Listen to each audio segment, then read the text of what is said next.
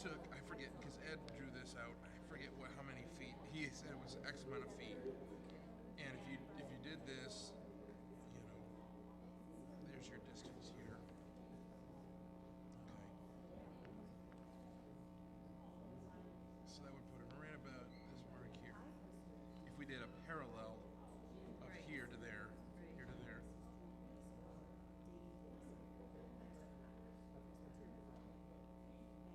I mean, that would be plenty of space, especially when you consider how you could use this area. Right. You still would have to move that stuff, but it would give that view that I'm talking about. I agree. I think this is going to attract you. But I also agree the aesthetic value of the church attracts you. I agree. Yeah, that's Ed Hunt, when we were talking with him, that's one of the first things he said is that however you do this, wherever you do this, you don't want it to look different. This needs to look the same as much as possible because there's a major aesthetic to the community. There's a lot of people that drive by this building. He says, I'm one of those people. I drive by the building, I think, what a beautiful building. and so I'm not opposed to that. That's just something we'd have to explore. No, more options is good. Yeah. And that, I won't say it's cheaper, but it actually, in potential, could be in some ways because you don't have to have a kitchenette area. You don't have to have, certain things designed. You can just build it in to something that's already there. It's a little cheaper to remodel than it is to build from the ground up. Yep, be right there. I can do that if you want to introduce. Okay.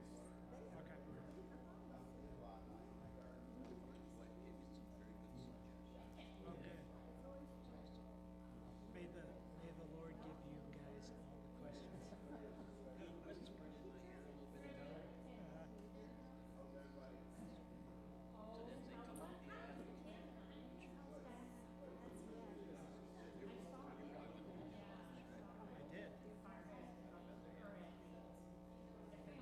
And now I've got a mocha to keep me awake.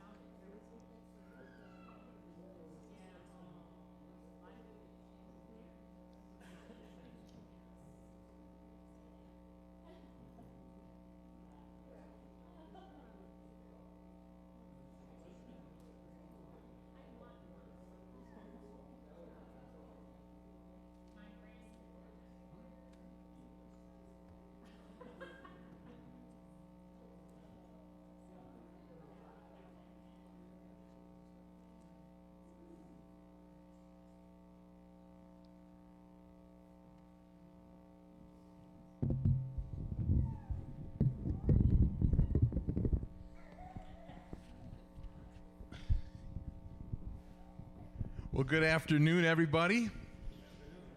It's good to see you here, and I just want to thank everybody for participating and coming in this afternoon. This is an important discussion, and what we really want to do, we had a one meeting already. We had some excellent questions. One or two that we didn't have the answers for. We have some of those answers now, but there's a lot more questions that have come in between time, and I know that there's going to be bound to be more questions. Today is purely question and answer day, and then voting day. That's all we're going to plan on doing. So there's no special slides or big speech or anything like that. It's just we're going to take questions, and I'm going to start off by answering a question that we have been asked in the past that we didn't have a solid answer for. I still don't have a solid answer, but it's thicker than what we had before. And that is the question of what will it cost to maintain, utility-wise and cleaning, such a large area? The reason that's a difficult question to answer is because until it's built and until you establish how high it is and until you establish what materials are used, it's difficult to be able to tell installation value and heating and things like that. Plus, space is not necessarily concrete, no pun intended, that we have that nailed down, no pun intended. I'll stop doing that. But what I did was I looked up some costs for the fellowship hall, tried to find our most expensive month for the fellowship hall, because the fellowship hall is just a little bit smaller than what it would cost, or than the size proposed for the building that we're looking at right now. So being just a little bit smaller and a little bit more outdated in its installation value, it's got some windows that heat can escape from a little easier. We know that we're in the right ballpark. This is not at all an accurate estimate, but this will give you an idea of what it would cost to maintain on a monthly and then annual basis. So first of all, the cleaners, we discussed with them. They said every 2 weeks it'd be about another $300. And in utilities, we would be looking at about $3,200 is the most expensive that we've seen the fellowship hall be. So if we did that on a monthly basis on average, if we kept that basis up, we'd be, with cleaning included, at about $45,000 a year to maintain that extra part of the building. And it sounds like a lot, because it is, but again, whenever you're talking maintenance of a large building, you're talking a big number. And so that is ish. Again, we could be off by as much as 5,000 plus or minus, but hopefully that gives you a clearer picture of the maintenance costs of such a building. And that's also assuming that we're using it, heating and water and all of those kind of things, that we're using it 4 to 5, maybe even 10 hours a week on average. That's kind of what we were basing that cost on. So that might be high, it might be right on, it might even be a little low, I'm not sure, but it's probably in that ballpark. All right, I'm gonna open it up. If there's any, first I guess we should make introductions. You know Pastor Paul and myself, Pastor Jordan, our head trustee Leo Sensabaugh, and of course our financial head Rich Ross. All of us are in some facet involved as part of the subcommittee to establish, the exploration into this. One person that is on that committee that is not here today is Tom Listvan, and he has been an excellent source of information as he's very close with Ed Hunt, who we've been discussing with as the person who we get most of our information from. So he has been more of a data or informational guy, been able to acquire information to set up meetings and things like that. All the questions that you asked today, we might answer them one by one, or maybe only one of us needs to answer. If it's financial in general, Rich will take primarily those. If it has to do with, a practical sense of the building or a trustee level, that would be something Leo will handle. If it has something to do with the purpose of the building or how it's used, that's something that I'll answer. And if there's any spiritual or maybe program-based questions, Pastor will also handle some of those as well. So at this point, I'm going to open it up. Anyone that would like to, please step forward into the mic. Clearly mention your name and then ask your question. And we'll do our best to answer everything. You can hold that. Just wondering if you could give us some idea of the kind of usage it's going to get. I know you're talking about the temporary service over there and the youth group. How many hours a week, that kind of thing. How much is it actually used? I will take that. So there is a lot of potential in how it could be used, but a realistic expectation would be that at minimal we would be using it weekly, 2 to maybe 3 hours for children's services or children's use. If you consider the elementary age children, they usually would use it for an hour. Youth group would meet there, that would be about a 2-hour program. So that's 3 hours of children use on average every single week.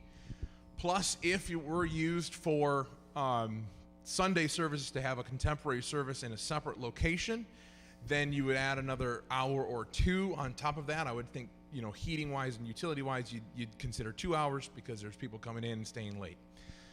And then on top of that, there's a lot of community events that have been discussed as a good way to use the building. Especially Tom Listvan has, I don't want to say pipe dreams, but he's got some good ideas, is what he's got. And we would include things like dramatic productions for the community, concerts in a smaller venue. You can host a nice concert with a good production there. Extra space for hosting dinners and larger events like that. We already use the fellowship hall pretty well for certain things, especially certain food organization things. But when it comes to like rummage sale, or when it comes to making thank you. We oftentimes get real cramped in that room. And so we could also use it as a secondary overflow of sorts for those kind of events, which happen once, twice a year. So I would say you can regularly expect it to be minimally 5 hours a week, more regularly maybe 10 hours a week, depending on what month it is, and even up to 15 hours in a week if it's a real busy time. And again, there's a lot of ways it could be used. That's just how often it could be used. As far as the ways it could be used, possibilities are endless. It would be very much designed, though, as a place to bring people into a large area and use it for many different ways or reasons. You could play sports or cornhole or some kind of game setup. You could put movies on in there. Again, you could put a concert on in there. You could host a dinner, a formal dinner there if you really want to. You could do a whole bunch of different things community-wise. A dream of mine that I think would be neat is because I see it out my office window often, is hundreds of kids will walk by our church every weekday in the spring and fall. And I've even caught 10, 20 kids just sitting on our lawn and go up and chat with them once in a while. And I just think it'd be amazing if we had a place that they could gather on a weekday, that you could go in there, have couches, or have a basketball hoop or a volleyball net, and they don't have to wait for the open free time to for the 1 hour they get there, or have to go outside on those. It's just be a really cool way to welcome especially children and teens into the church, and I think it would be a major attraction in that area, but it also would enhance the programs that already exist as well.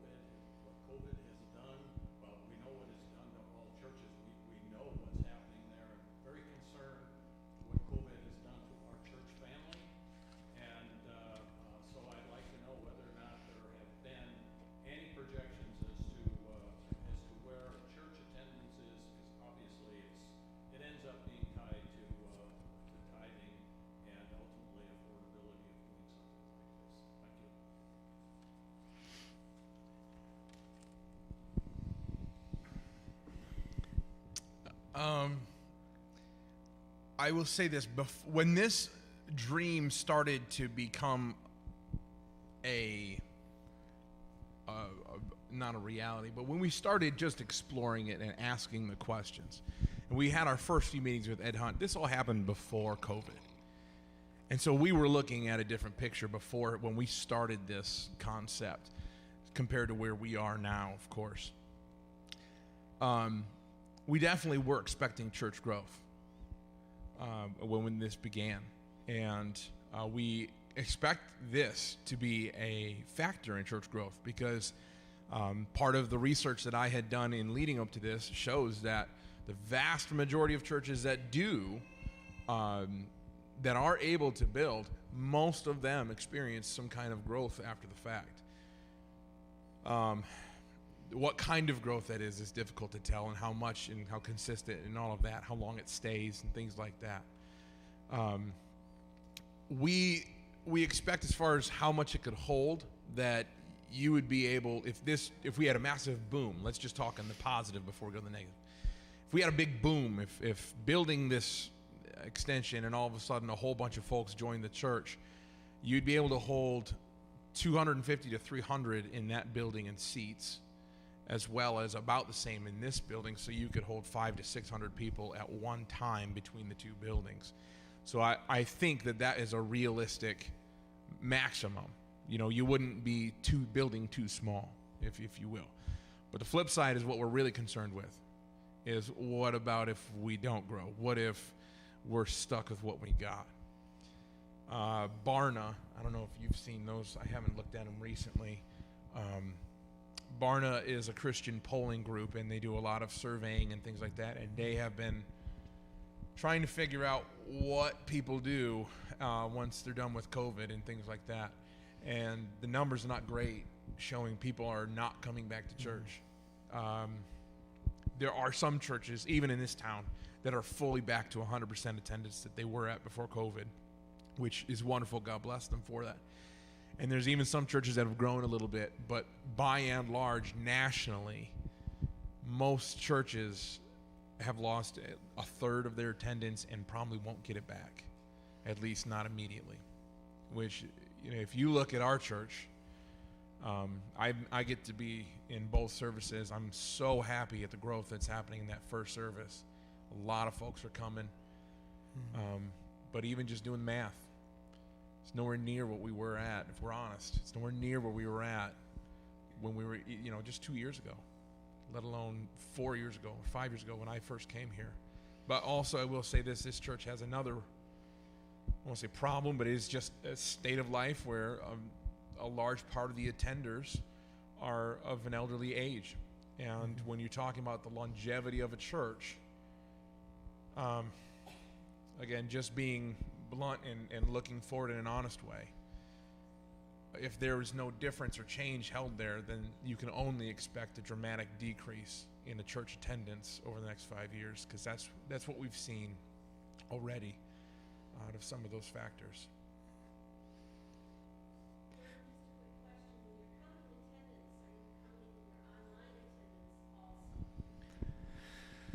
Yeah, you know, and maybe Pastor Paul can speak to this a little bit more, but that's also, it's a little hard to get an exact count because some people log in later on in the day, they don't watch it live. But we do have a way we believe is relatively accurate to how many people are coming on and watching the entire service, not just stumbling upon it and, you know, only seeing it for 3 seconds and things like that. I think we're somewhere around 200 and 250 attenders by a combination of those in the pews and those online. But again, when I first came here 4 or 5 years ago, we were talking 300, 350 on regular attendance. And yeah, I mean, those numbers have been declining over the last few years without COVID, partially because we've seen so many saints pass on. And that's a tough thing to see, but we have to understand that is a part of church and a part of life. But that being said, we're not getting those back. There's no turnover for that. And so if we don't do something to increase every age level, we're going to have that continue. But just because of COVID, I mean, we're probably about half online, half in person right now, I would say. I don't know, what do you think? That's about right. We're getting up in the 90s on a Sunday morning for the first service, somewhere around 50 to 60 in the second service. So that'll give you about 150, and then we've got another, depending on how you count, another 60 to 100 online. One of the things we've been looking at is that there's the live stream count, and then there's the count of those who watch after, sometimes Sunday afternoon, Sunday evening. And if you take that into account, we're worshiping, like Jordan said, somewhere in the high 100s to the mid 200s on a Sunday. And I don't know, Rich, maybe you could talk to the tithing aspect, because even though we have decreased greatly in attendance, our tithing hasn't fluctuated nearly as much as our attendance has. There has been some fluctuation. Well, let me just give you the giving totals for I'll start back in 2019 because that was pre-COVID, so to speak. about now? This is, not sure. I think this is 6, Bill. Test 1, 2, test, test. There we go. There you All right. Okay, 2019 total giving was $470,150.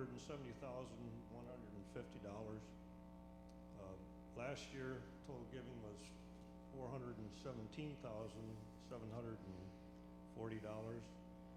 And so far this year, we're at $203,750. And that's as of the end of April, so we cut it off there. So our giving definitely went down, but where we saw the biggest decrease was in what we call the unidentified giver, and that's people that put cash in the plate or something that we can't put a name to it. If you give online or by check or use the offering envelopes or even write your name on the pew envelope, you become an identified giver if we can put a name to it. So that's where we were at for giving. Overall, the giving is running about 13% below where we were pre-COVID. On average, we've had a couple of substantial large gifts that have come in, but we don't really consider that part of our normal giving. So those are not included in these numbers. And can you speak at all to the expenses? Have they changed at all? I mean, at this point, I would assume we're back to normal. Operating expense, of course, for last year went down, but we still have to keep the power on to the building, even though we're not using it as much. We don't see the bigger change in electric because of the use of the kitchen. That's our big consumer when we're having any kind of activities that involve baking or cooking. So really our operating expense per se hasn't really changed that much. Yes, it did go down. The main thing we've noticed is that the usage of the building has lowered the cost for maintenance a little bit. You know, we still have the odd things that we have to maintain or have repaired that maybe break on the fly and would anyway, whether we're in the building or not, because we have to run the heat system. All of those things are still working even when we're not in the building.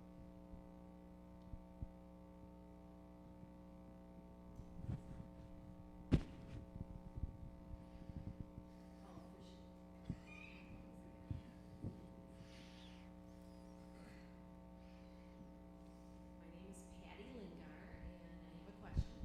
So, based upon current income that we have, okay, will we be able to meet maintenance costs with the new building?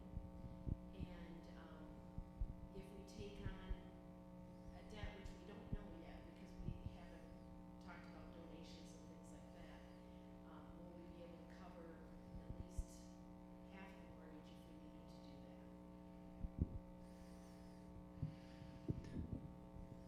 Well, there's a couple of variables that are unknown at this time. We know that there's a family out there that has offered up nearly $500,000 towards a youth type building. Now, whether they'll let us apply that to the type of building we're currently talking about or not, I'm not sure, but because it's youth related, we're assuming that would be forthcoming. But that's dependent on a real estate sale and some other things, so you know, we really can't hang a hat on that particular number just yet, but it's pretty substantial. Aside from that, we've been putting money away for capital improvement funds, and those are to be used like for our window project that we've got going on here, the window project we had up in the fellowship hall and downstairs, and that's going to be continuing. So those capital funds that we have, we've got investments specific for capital improvements of $137,400,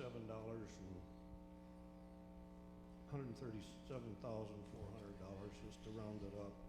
And then in addition to that, we have a reserve fund which can be used, it could be tapped for a new building or whatever we deem that's necessary to use it for. So total investments there are about $211,000 actual money that we can have as soon as we liquidate those accounts. In our checking account right now, we're carrying a pretty healthy balance because we know we've got to finish up on the window here, and we had some money put aside that matured, and we just rolled it into checking because interest rates were so low. We thought we were going to finish that up last year, but it didn't happen, so we're assuming it's going to be completed yet this year. So that will take our cash on hand down a little bit, which is what we had planned it to do. Aside from that, those are the only funds we have on hand. We haven't looked at what it's actually going to cost to finance the building because we don't really know what a firm number would be for that. What would we have, a fundraiser type thing? I know when we built Fellowship Wall, we actually brought in a professional company and did a fundraising campaign and got commitments for it. And fortunately, it worked out, and we were able to pay that off on time. In fact, we actually paid the mortgage off on that ahead of time. And the same thing with the sanctuary here. When they built that, you know, the mortgage was paid off early because of the commitments that were made. So those kind of numbers we don't really have yet, Patty, because we really don't know where we're at. The other thing, the other factor that you have to consider right now, if we built today, we know it's going to be a 30 to 40% increase just because of the cost of building materials. They've really skyrocketed, and it's pretty much across the board. It's, you name it. If it's metal, steel, wood, labor, the whole thing has just shot up tremendously. So we really aren't positive where we would be for a total number. We had a number before COVID, and it was generic. It was 1.2 to 1.5 million. So, and then again, depends on what features of the building you wanted, whatnot. That 1.2 is what Ed Hunt kind of said, you can expect this much. 1.5 is what it might end up being after you do the interior and also expend, you know, on your sound system and your chairs and what if you get tables or things like that. And you know, so there was other things that kind of range is what we were discussing pre-COVID. Again, now that number is very difficult to have any solid guess on even. You know, it would probably be difficult to start building this year anyway, for other reasons. But yeah, if you tried right now, it would be easily up to $2 million.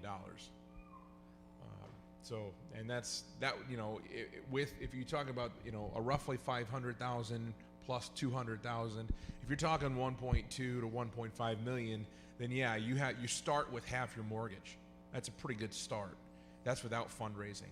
But if you're talking, you know, building right now, you're not halfway or not even close to it yet. You're hundreds of thousands of dollars off yet. And so timing will matter, and other things, again, these unknown factors, some of them that we know, but at the same time we don't know other things, and so it's hard to get a final picture of it. But yeah.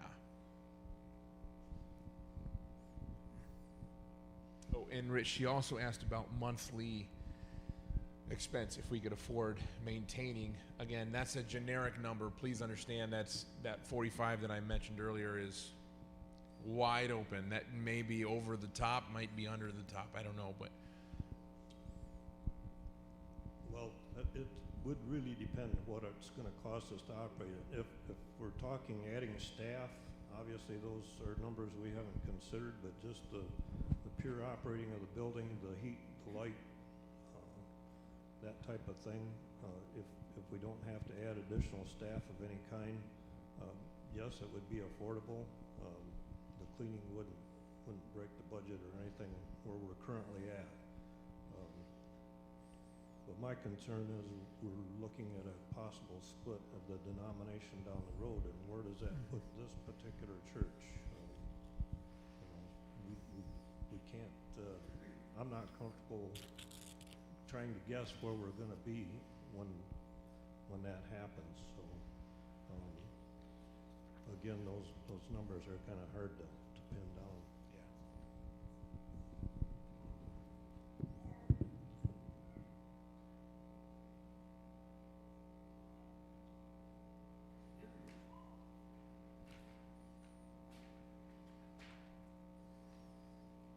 Terry Scopeland, and I think it's great that you're talking about the positive issue of how to expand and how to grow this congregation. Are there any other thought process or options besides us building on this site, such as the acquisition of an alternate site? One thing that comes to mind as I park here on Sunday morning is there are some potential parking issues. Not that they can't be overcome, but I'm just wondering if there's a plan B that might be less than $2 million.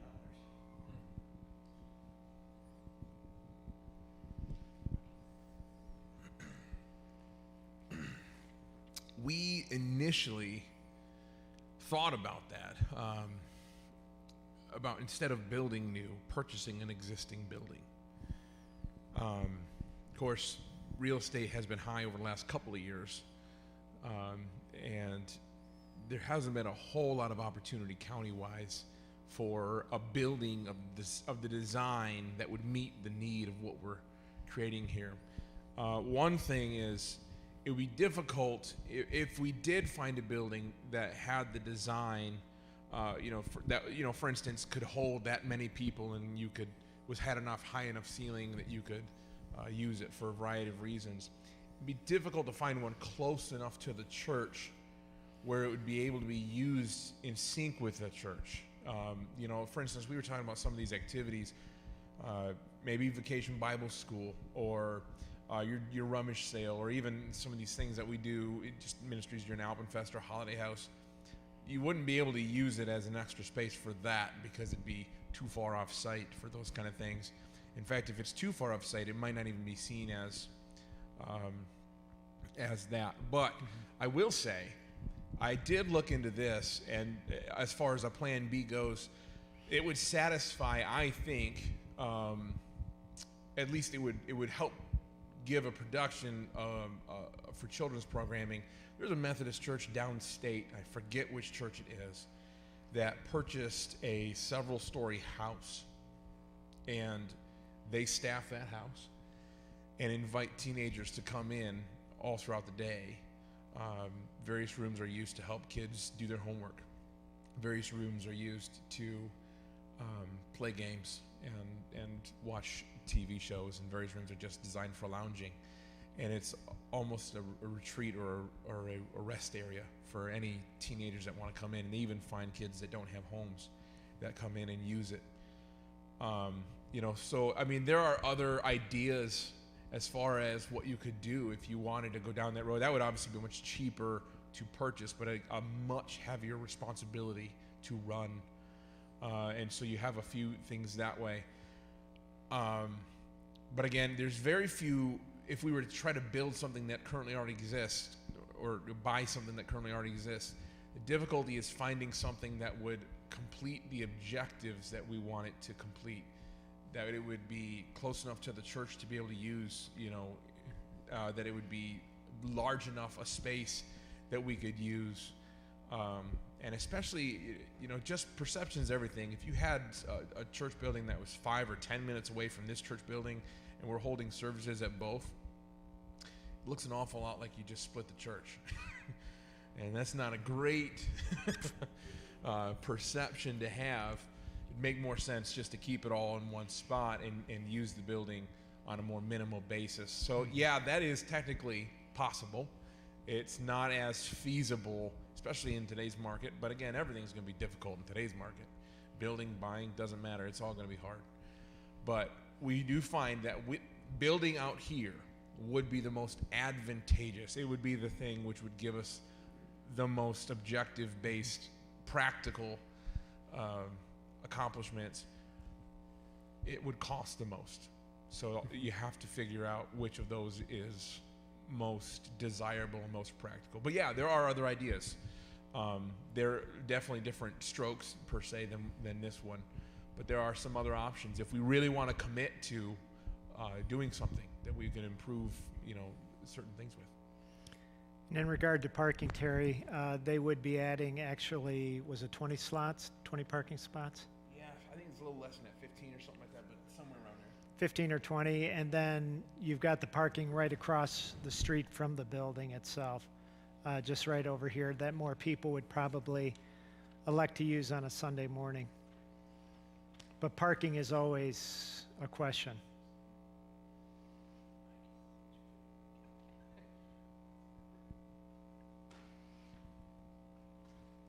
Any other questions?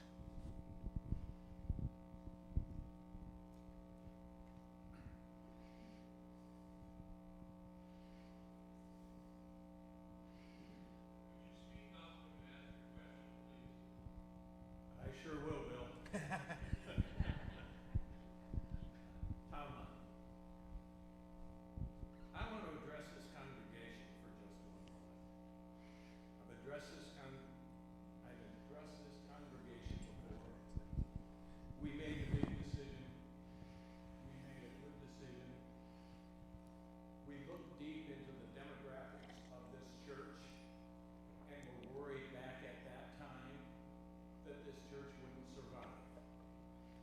And our mechanism for survival, which was supported, I think, 100% of the time, sits up here. And I'm happy he sits up here. But on that light, I have some other questions that I think this congregation has to consider before we go anyplace else. And that's the direction of this church. 5 times I have asked that this church commit to the direction that this church wants to go if the religion splits, and it's going to split. I've asked Pastor Dan 4 times. I asked leadership once. And the answer was always, we don't know enough about the details of the split. Well, if this church, if this congregation can't make a decision on what direction it's going to go in a split, whether or not it's going to be progressive or whether it's going to be traditional, it has no reason to consider the decision of building this building. So officially, I can't vote either way. Because very frankly, if this church goes progressive, we're not here. And it would not be fair for me to obligate this church to either one side or the other if I am not going to be here. I'm asking this church, before any decision is made, that this church decides whether or not it is a traditional church or it's a progressive church. And I can be very cynical, and I'm concerned that we can't ask ourselves this. Is it because we're afraid that we may lose some attendance? Well, don't we need to know that before we enter into some kind of a financial commitment like this? This church has to make that decision first. And when that decision is made, then we have to decide who is left to support this. I want to support our youth pastor. The demographics of this church is not getting better. I am concerned that I'm concerned that the young people are fading away. I've talked with them. I know there are people that are going elsewhere. But this church needs to know where it stands within the Methodist religion at this point before we can go any further. And I'm asking this church, I'm asking this pastor, I'm asking this leadership to make that determination before we go forth to make any other considerations, financial considerations down the line. We need to know this. It's been asked in committees that I've chaired and other functions here, and everybody says, well, we know where it's going. Then why don't we declare it?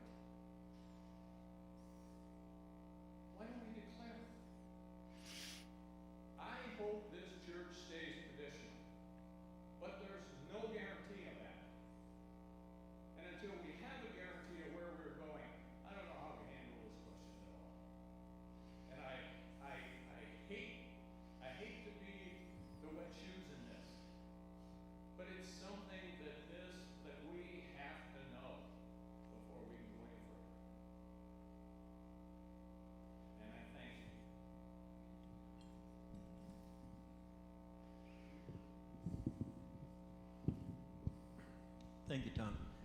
I'm going to take the opportunity to speak now. I think that your idea of a study 2 years, 4 years, 6 years out, in the school business, we always do that. And I know there's a little difference, but I think that would be helpful. But I don't think we can even do that until the first question's answered on the church's separation. I sit on the council, I'm fairly new. I'm starting to learn quickly. Maybe I'm in error. I assumed that official position hadn't been taken yet, but I just assumed that we were going to stay traditional. And that's probably shaky, until we take a stand. But there's new leadership now, and Pastor Paul and I haven't really addressed this. You have new blood on the leadership council. I think all working together, I think that's something we could definitely bring up to the council.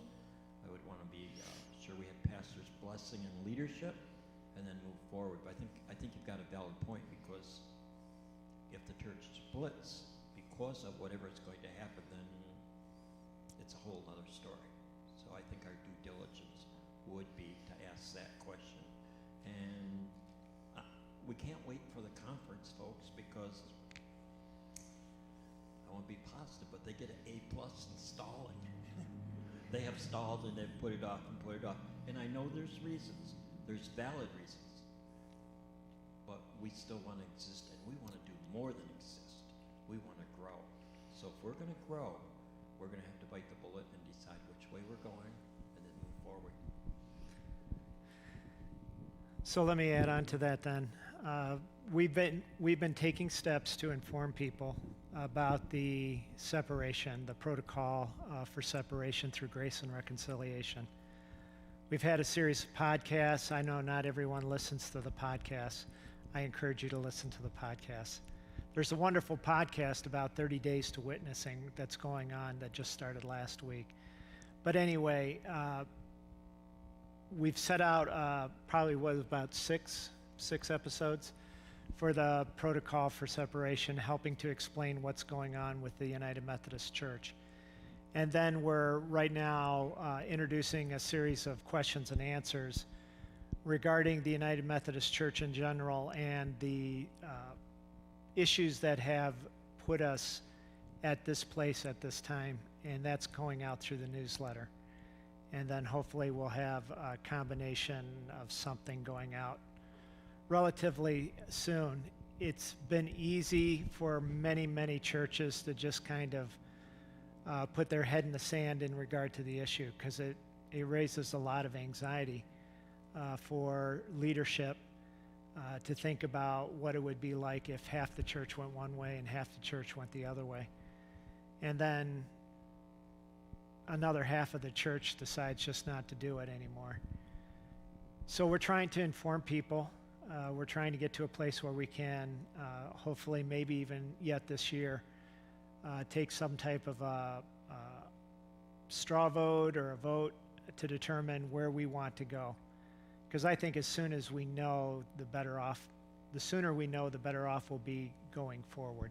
We'll have established what we're going to do. So thanks, Tom, for the push. Pastor Paul, do you really think this church needs to know all the minutia about all the things that could happen?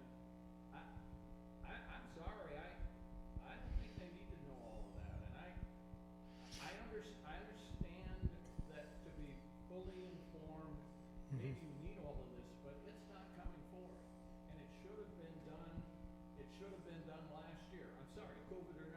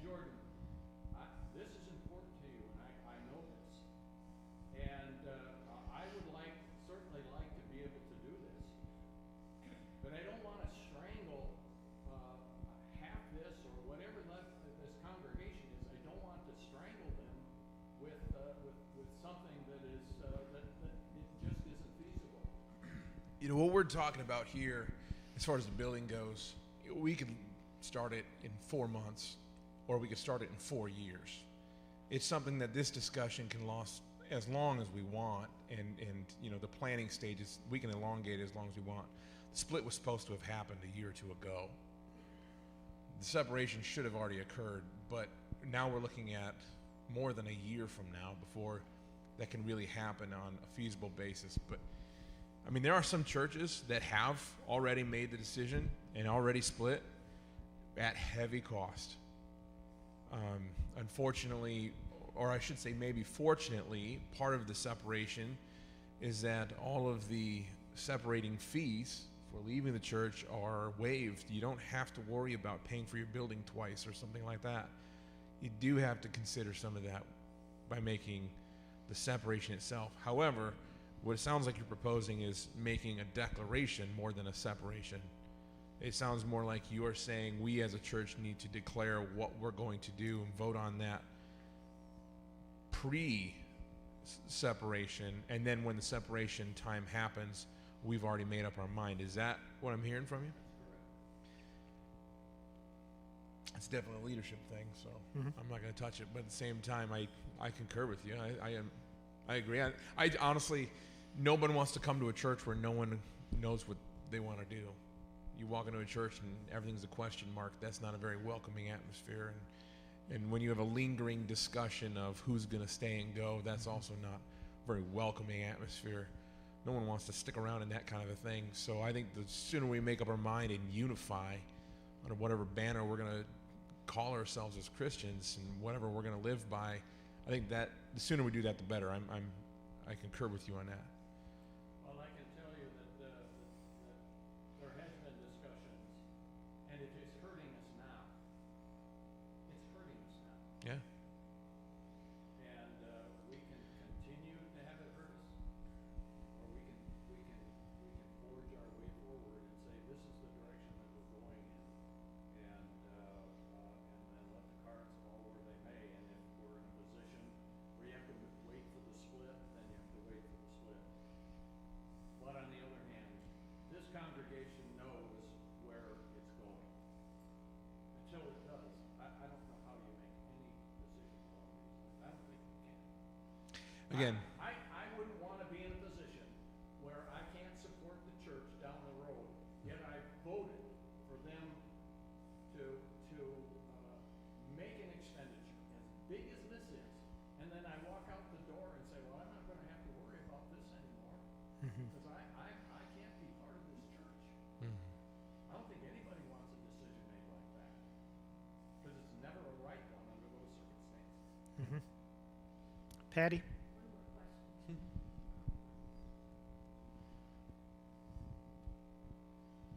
I agree with Tom, and I appreciate Tom, that he shared with us.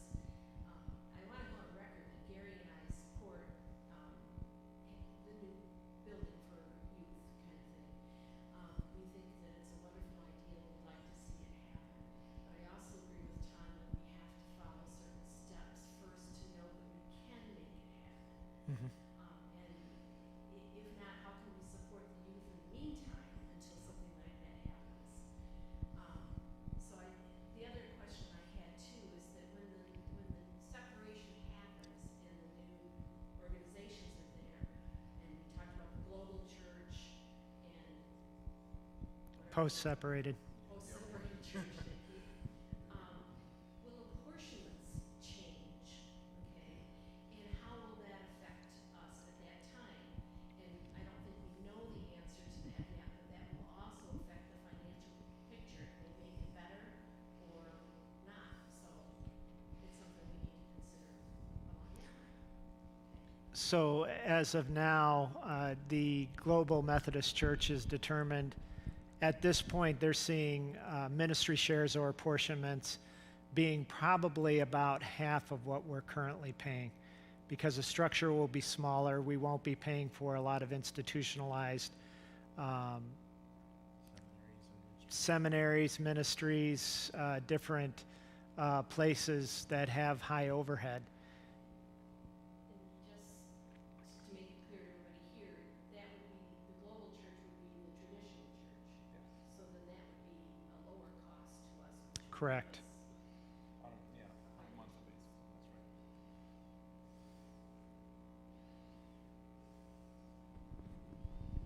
That's right. If anyone else has more questions, come on forward. I'm just going to reiterate one thing as you do.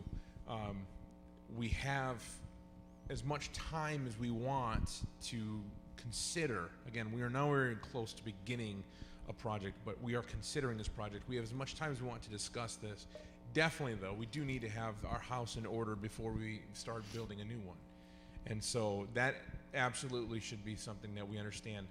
What we're having this discussion about now, the reason we're discussing it here is so that we can have the future before us, not necessarily the present. If we decided to go with the present, it would be very, very risky, but at the same time, it's possible.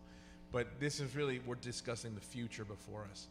And what, again, what we were just discussing with the separation, that's not really the future. That is the present. That's something that we have right in our face. And I agree, we need to handle that first before we make any major decisions of any kind.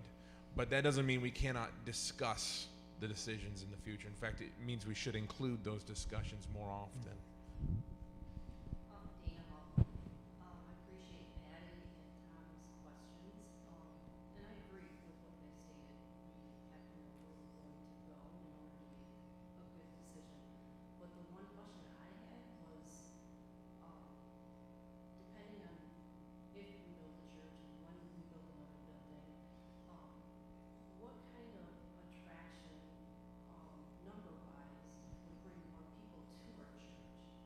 And how many more lives may be touched if we think very into the future? May not be next year, may not be the year before, but we think 5, 10, 15. I just want to see more families, not families, but just new people in the church. So, Sure. are there any kind of statistics for what the numbers would increase to if we build this building?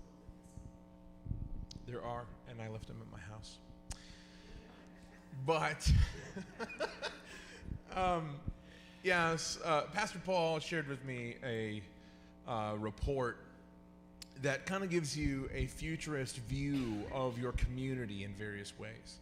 And we paid good close attention to the religious aspects of that as well as the economic aspects of that, and see, is there any fluctuation in what we're going to see in Gaylord over the next few years? Are we expected to grow as a town? Are we expected to shrink as a town?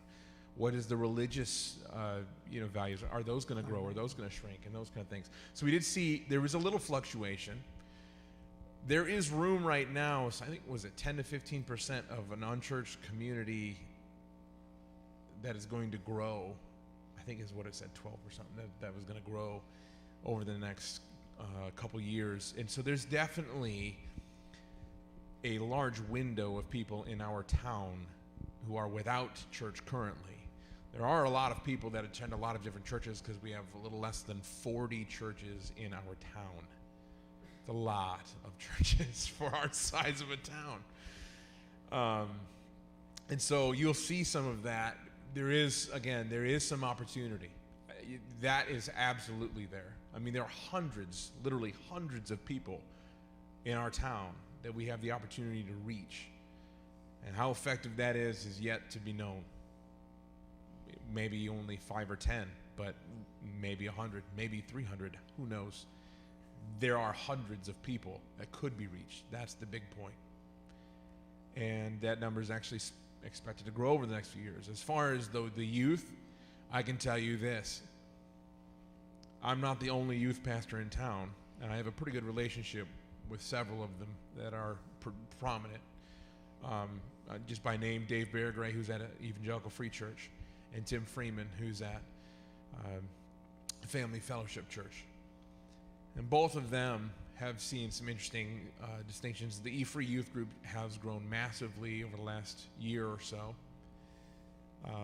The Family Fellowship Church has decreased its youth group size pretty heavily. 2 years ago, they were running 70 in their youth group. They had about 60 on Sunday morning.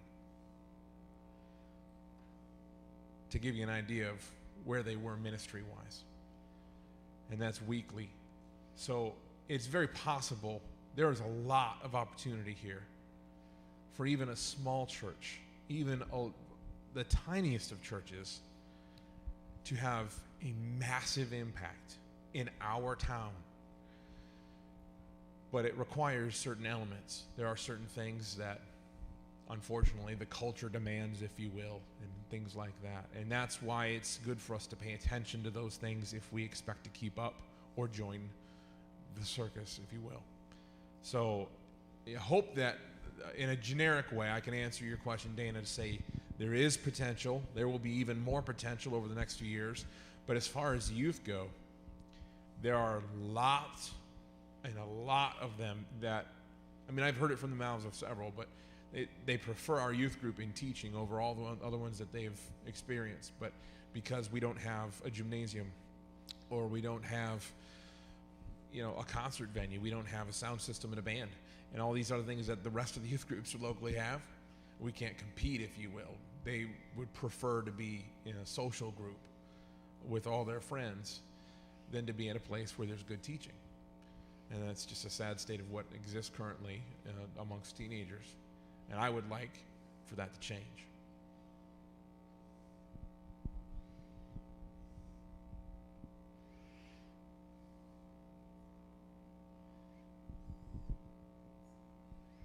Any other questions?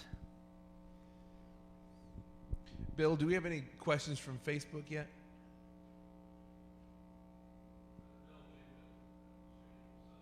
Okay. I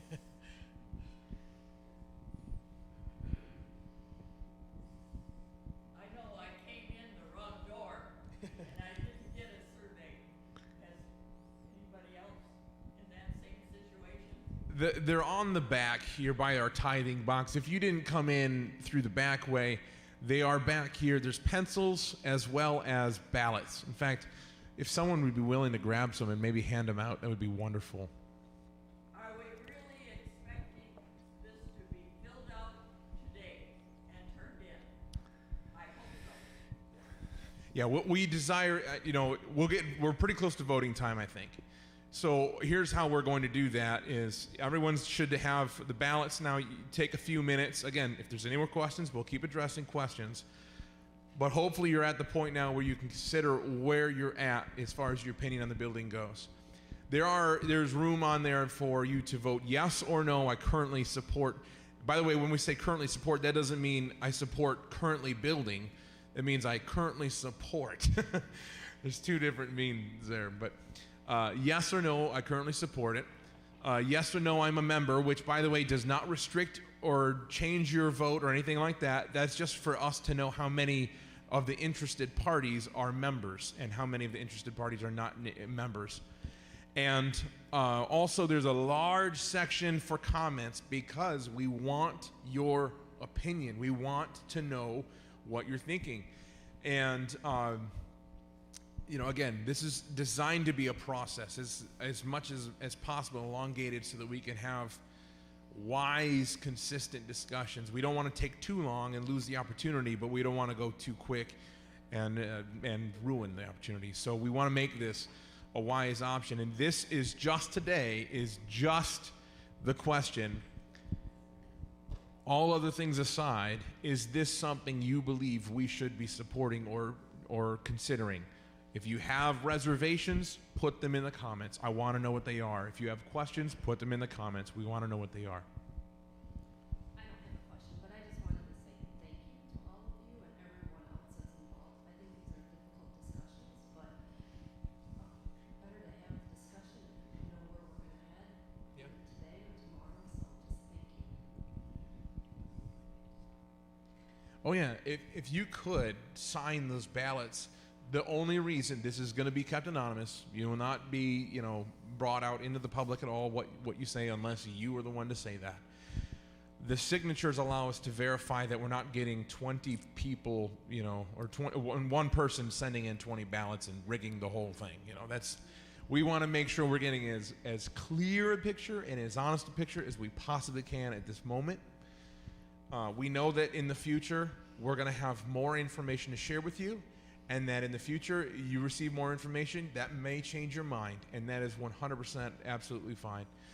But that being said, we want to know what is currently your opinion on extending the building for these purposes. Again, any comments, any questions that you have are going to be helpful. And so we value them very much. We ask you to put them in there. Again, we want to take a few moments so that you can do that. If there's any more questions, please feel free to come forward and ask them still. But we're going to just pause for a minute so that you guys can go ahead and do that.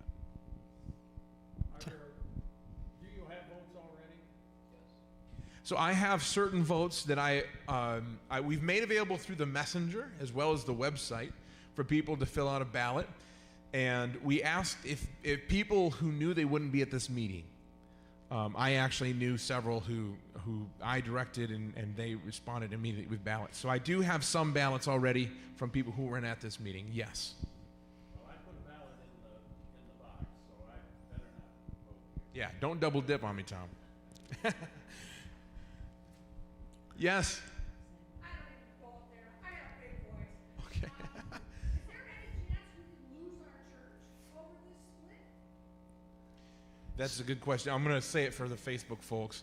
Is there any chance that we could lose the church, as in the building, over the split? So the separation is, once it's voted on the protocol, the church gets to keep its assets and property and structures.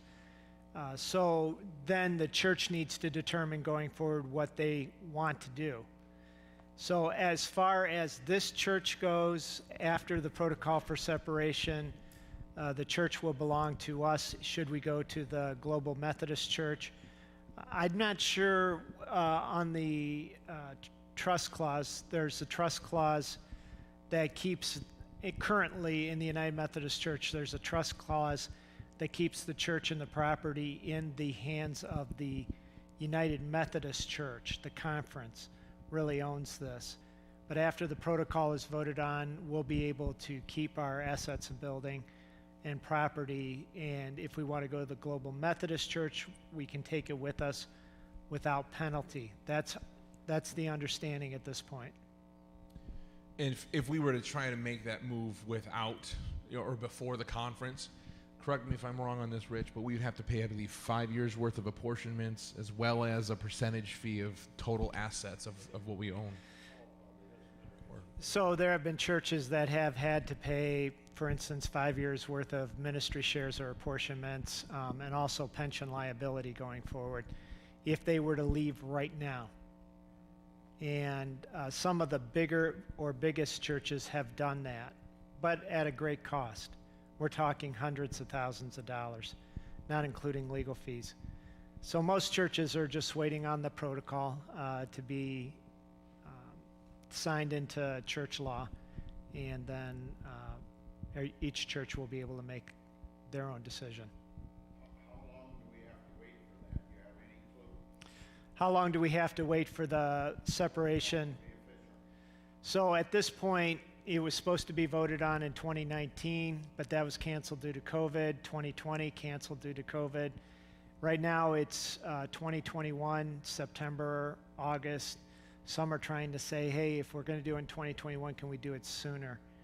So right now it's in limbo until 2021. 2021 now. I'm sorry, 2022. Thank you. I'm still back in 2020. But 2022 is now the new date is, I think, September or August in Minneapolis for the General Conference to meet together. And I mentioned that our ministry shares currently cost us about $45,000 a year. And earlier this year, the leadership team voted to withhold paying that to the conference, and we put it into an escrow fund, so we're not spending it, it's going into an escrow fund to accumulate.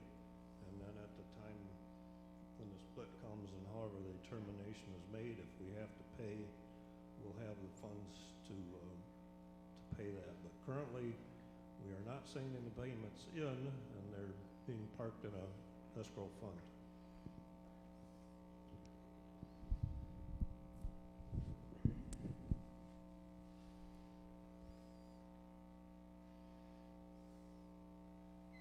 I think we're good. Is there any more questions? Last call. All right, hopefully you've had enough time to fill out those ballots and to give us appropriate measure and comment. Again, we really do value it, and whether this building ever gets built or not, just the fact we're having this conversation together is a good sign. It means that people care and have a passion for what happens with this church.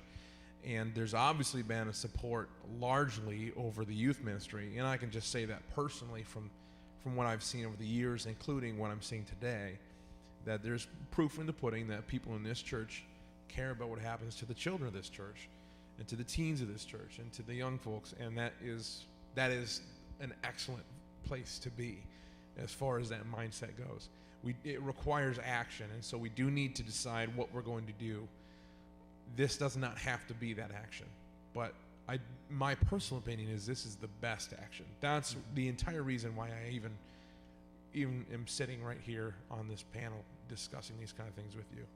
The last thing I want to say before we stuff our votes in and go eat our delayed lunches or go play golf or whatever we're going to do this afternoon. I think that's my plans anyway. The last thing I want to say is that I have been the one to bring this idea forward initially in some measure, but I am not the only one, and this is definitely not my idea. And if this is going to be a succeeding idea of this church, it cannot be my idea. It has to be the church's idea. And so if we're not drastically and unanimously on the same page, then it would be the wrong time to do something. Everyone needs to be completely bought into the project, and it's not because of who's involved or what, merely because this is what we know the church should do. That is, if you know that the church should not do this, then be convicted on that, stand on that. If you believe that this is what the church should do, be convicted and stand on it.